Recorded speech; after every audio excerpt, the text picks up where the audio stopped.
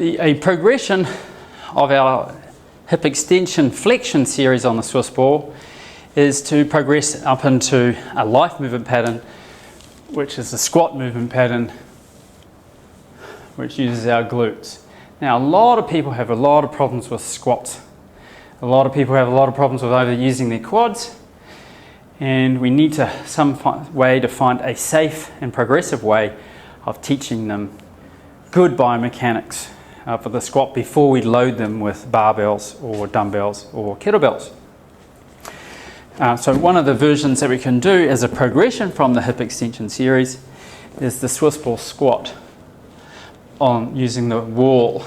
So we place the ball on the wall at the apex at the bottom of our shoulder blades, and our feet, so it's not definitely vertical, they're just out a little bit. So you can go for range of comfort. Now, the whole objective for me in this exercise is to push your butt back, so my low back is now enveloping the ball, and as I come down, my butt is back, my chest is being extended by the ball, so it's like a prone cobra standing, which is where we want to keep the chest high when we start doing barbell work, and then to return as you push your hips forward. Now, I like to overextend forward, and that's really good unless you have the sacroiliac joint problem, so just be careful with that. So push your butt back first. What moves first gets loaded the most. My shin bones are pretty much vertical, and then I engage my glutes by pushing through the heels.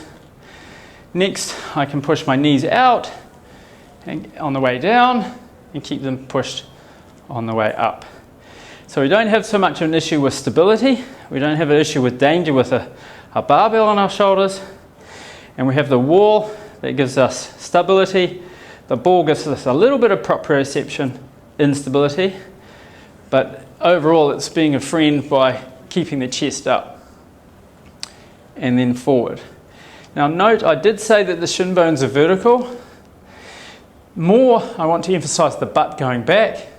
The shin going vertical means the glutes are going to be working more than if I put the knees forward like that, which just immediately activates my quads and will put pressure underneath my kneecap of the patellar tendon, which for me is a no-no.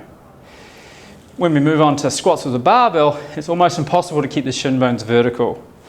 So it's a cue that we can use when we're teaching at a regression level or a part of the squat, but it's something that I don't use when we come to the barbell squat.